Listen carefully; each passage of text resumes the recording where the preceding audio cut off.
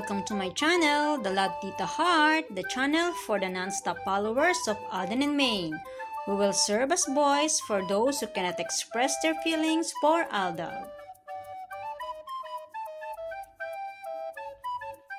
Kamusta po kayo mga ka-non-stop? Good day po sa inyong lahat. Bago po tayo tumungo sa kaganapan kay Alden and Maine, please subscribe and hit the notification bell para ma-notify po kayo sa mga bagong video na i-upload ko. Salamat po! Happy Heart mga ka-Aldab, ang pambansang Bay, BCBA Alden Richards, abala sa gawaing may kabuluhan. AR Foundation in partnership with Casino Plus Philippines para sa Hero for All, kung saan ang pagkakataon na ito ay mabibigyan ng pansin ang mga taong may pusong mapaglingkod sa kapwa, mga taong mapagkawang gawa para sa kabutihan ng iba. Kaya naman inaanyayahan ni Richard Jr. ang mga may kilalang qualified bilang Hero for All sa mga barangay or komunidad or sa inyong lugar. Na-nominate na po ninyo sila. April 10 to May 1 po ang submission. Ika nga ni Richard Jr., resilience, selflessness, and willingness ang mga qualities na meron ng isang hero na ito na handang tumulong sa mga nangangailangan. At sa iba pang ganap ni Alden Richards, April 14, 2026, nilabas ng bench ang Summer 2026 kasama si Asia's multimedia superstar Alden Richards, ang gwapong mister ni Phenomenal Queen ni Kumain Fulkerson. Kailan kaya pagsasamahin man lang ni Mr. Benchan ang mag-better half na ito bilang pareho naman silang ambassadors ng bench. April 14, 2026, inilabas ng Prutas ang kanilang teaser sa bago nilang ambassador. And April 15, 2026, ipinost ito ni Daddy Bay bilang confirmation na si Alden Richards ang bago nilang endorser. April 17, 2026, official nang ipinakilala si Alden Richards bilang new endorser sa Robinson Magnolia, The Central Garden. Kung hindi po ako nagkakamali, pang-apat na po ito ngayong 2026 na endorsement ni Alden Richards, Special Align, Dr. O, BYD Cars Philippines at ngayon ang Prutas. Patunay lang po ito ng pagiging in-demand ni Alden Richards dahil sa pagiging the most influential of all ages nito. Kumbaga, hindi lilipas ang taon nang walang magiging bagong endorsement si Richard Jr. Kung tutuusin, nasa April pa lang po tayo ng 2026. Ang sabi nga ni Mrs. Kumain Fulkerson, ang swerte ko talaga sa asawa ko. Lagi po niyang binabanggit sa harap ni Richard Jr. Natatandaan niyo po ba? Na totoo naman, hindi lang siya sobrang gwapo, responsible pa. And April 16, 2026, namataan si Richard Jr. na nasa SM Prime Holding Head Office. Mukhang another project ni Pambansang Bay para sa lumalaking pamilya. And on the same date, April 16, 2026, celebration naman ng birthday ni Tita April. The beautiful cousin of Alden Richards na laging to the rescue na nagbabahagi ng chikiting ng Fulkerson Jr. couple. Happy birthday, Miss April! And last Wednesday, April 15, ensayo na naman si RJ morning ride gamit ang kanyang white and green Colnago. Puspusa na naman ang ensayo ni RJ, parang walang kapaguran. Ika nga, endurance and discipline ang kailangan. Kaya naman successful si Richard Jr. sa lahat ng kanyang ginagawa. Sa bagay, inspired palagi, maganda at maaruga si Mrs. kasama pa ang magagandang bunga ng kanilang pagmamahalan. Sino ba naman ang hindi gaganahan? And nag-iimbita po si Alden Richards para sa Sparkle Run na gaganapin sa May 30, 2026 sa Quirino Grandstand. Register na daw po at makasama ang favorite artist nyo. Grabe, hectic na naman ang schedule ni Alden Richards. Tama nga ang sabi niya kay Mengay. At palagi niya itong sinasabi, Maine, huwag kang mag-alala, hindi kita pababayaan. Yan ang palagi ang sinasabi ni Tisoy kay Mengay. Kaya naman ngayon, stable na ang magandang buhay ng Fulkerson Jr. family. Kaya ba ang bagong tato ni Mengay ay animo isang upuan or chair tattoo? Ang bagong tattoo ni Maine ay ipinakita niya last January 3, 2026 at malinaw natin nakita noong nakaraang birthday niya na nasa ilalim ng kanyang slice of lemon tattoo na sumisimbolo sa kanyang family. Ano nga ba ang ibig sabihin ng chair tattoo? Chair tattoos can symbolize comfort and relaxation, as chairs are often associated with rest and leisure. They can also represent stability and support both emotionally and physically.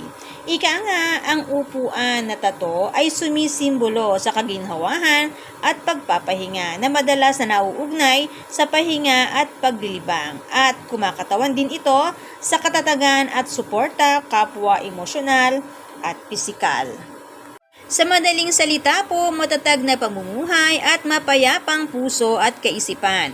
Bukod sa katatagan ng pamumuhay ng Fulkerson Jr. family na sadya naman pong nandun na sila sa ganung level na ika nga ay financial freedom, senyales din kaya ito ng unti-unting pagtatapos ng Zarzuela 1? Mula nang madawit ang pangalan ni Panot sa corruption, medyo nabawasan ang Zarzuela. Nag-birthday si Maine, walang Panot na umiksena sa kanyang tabi. Ngayon nababanggit na muli ang Aldab at Kalye Ceres sa Itbulaga. Guest pa ang kambal na anak ng Aldab. Ang tanong, may kasunod pa kaya ito? May plano kaya para sa Aldab? Muli kayang masisilayan ng overload sweetness ng mag-asawang Mengay and Tisoy? Marami sa atin na nasasabik ng makita na magkasama ang mag-asawang Mr. and Mrs. Fulkerson Jr. Yung iba naman sa atin gusto na alamubi, gusto na Destined to be Yours na series para matagal. At ang iba talk show katulad po ng nais ng inyong lingkod para matagal din. Yung tipong pang family oriented. Yung tipong nagbibigay ng mga tips para sa matagumpay na pamumuhay, pagsasama, at pagpapalaki ng mga anak. Mga kwentong pag-ibig at kung ano-ano pa na pwedeng makatulong sa mga bago pa lang bumubuo ng sarili nilang pamilya. Tingin ko kasi bagay sa ganitong talk show ang mag-asawang Mengay and Tisoy. At ang iba naman sa atin, umamin lang daw ang dalawa sa pagiging mag-asawa nila, okay na. Siyempre po, masarap pong pakinggan kung sakaling mangyari po ito. Pero palagay ko po, maghihintay pa po tayo ng tamang panahon para mangyari itong pag-amin. Alam naman po natin na Zarzuela ang naging hadlang sa kaligayahan natin. Yung paraan para mabuwag ang fandom ng Aldab Nation and True-Blooded Aldab Nation. Pero dahil kumakapit ang fandom sa katotohanan, walang nagawa ang Zarzuela. Ang mga Zarzuelista ngayon hindi makaangat. Dapat ang mga Zarzuelista ang magtapos ng Zarzuela dahil sila naman ang lumikha nito. Ang laki ng kasalanan na ginawa nila sa fandom ng Aldab Nation and True-Blooded Aldab Nation. Pero ika nga, truth is power. Makapangyarihan ang katotohanan. Kapag katotohanan ng iyong nalalaman at pinanghahawakan, hindi ka magagapi ninuman. Dahil ang katotohanan ang nagbibigay sa iyo ng lakas at katatagan. Kaya nga patuloy nakatayo ang mga True-Blooded Aldab Nation dahil katotohanan ang kanilang nalalaman. Tandaan lang po natin mga ka-Aldab, ang mag-asawang Mengay and Tisoy ay biktima lang yan. Kapag nasa mundo ka ng showbiz, hawak ka sa leeg. Sa ayaw at sa gusto mo, kailangan mong magpasakop. Kaya hindi po natin sila masisisi kung nakarating man po sila sa punto na nasaktan po nila tayo. Gayunpaman, ang kagandahan lang na mag-umpisa si Maine sa Itbulaga, hindi siya kaagad nakapirma sa contract. Sabi nga ni Jennifer, after 2 weeks wala pa siyang kontrata. Hindi pa niya alam kung magkano ang kikitain niya. Nanligaw pa ako kay nanay and tatay. July 4, 2015, start na si Maine sa Itbulaga. July 16, 2015, nang magkitang dalawa sa split screen. Ibig sabihin, dito pa lang nila naisipan ayusin ang kontrata ni Maine na kinailangan na nilang ligawan si Nanay Dab and Tatay Dab para sa contract ni Maine. At dahil naumpisahan na ng dalawa ang pagiging genuine at yun yung nakita ng mga fans, malaya ang dalawa sa kanilang ginagawa at sinasabi, Yung excitement nila, nararamdaman natin. Na-excite din tayo. Kung gaano sila nahulog sa isa't isa, ganun din tayo nahulog sa kanila. Kung gaano sila kabilis na na-inlove sa isa't isa, ganun din tayo kabilis na in-love sa kanila. Bakit? Kasi katotohanan yung ipinapakita nila. Kaya sa loob lang ng 3 buwan, milyon-milyon ang naging fans nila. Ganun kalakas ang power of truth. Ganun kalakas ang kapangyarihan, ang katotohanan. Kaya naman limpak-limpak na salapi ang iniakyat sa kanila ng Aldab. Swerte pa rin tayo na nakasaksi sa makatotohanang pag-iibigan nila Mengay and Tisoy. Kung tutusin, hindi madamot ang dalawa sa pagbabahagi ng mga nararamdaman nila on national television at sa social media account nila. Ibinahagi nila sa atin kung paano nabuo ang pag-ibig nila sa isa't isa. Ultimo nang maging mag-asawa sila after ng kasal nila ng October 22, 2016, libre at malaya sila sa kanilang yakapan, paghalik sa isa't isa, kulitan, lambingan. Ika nga nila Alden and May, lahat yon totoo at wala po silang pinepeke. At ramdam naman po natin yon. Kita naman po ang katotohanan sa kasinungalingan.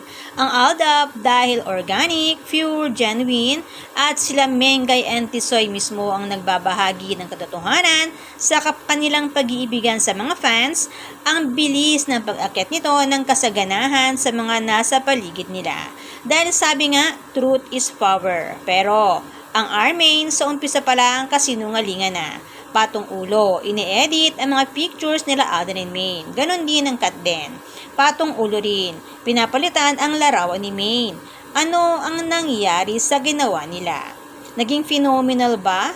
Lumago ba ang mga programa nila? Nabigyan ba sila ng kasaganahan? Sumigla ba ang mundo ng showbiz? Napansin ba ng mga company owners para kunin silang ambassadors ng magkasama? Ika nga, kapag masama ang intensyon, walang patutunguhan. Sino lang ba ang may fandom na nakatayo kahit walang project together? Aldab lang, fandom lang ng Aldab Nation and true-blooded Aldab Nation dahil nasa panig sila ng katotohanan na simula pa lang ibinahagi ng nila Mengay and Tisoy sa atin. Bukod pa ang off-cam na umaamin sila sa katotohanan ng pagiging mag-asawa nila sa private na pag-uusap. At dahil makapangyarihan ang katotohanan, nakatindig pa rin ang fandom ng Aldab Nation and true-blooded Aldab Nation. Kaya naman, good vibes lang po tayo magka-nonstop. Salamat po sa lahat ng nag-comments at sa lahat po ng buong pusong nagmamahal at sumusuporta kay Alden and Maine. Salamat po sa lahat ng subscribers. Shout out po sa inyong lahat. Thanks and God bless everyone! Salamat po sa lahat ng nag-comment. Shout out po sa inyong lahat. Sorry po, hindi ko na po kayo iisa-isahin. Sobrang dami po ninyo. Patunay lamang po ito na talagang lumalakas lalo at sumisigla ang buong fandom sa ganitong pagkakataon. Salamat po sa inyong lahat. Aldab lang ang malakas. Hangad ko po ang magandang kalusugan para po sa inyong lahat. Salamat po Aldab Nation and true-blooded Aldab Nation. Thanks, stay safe, and God bless everyone!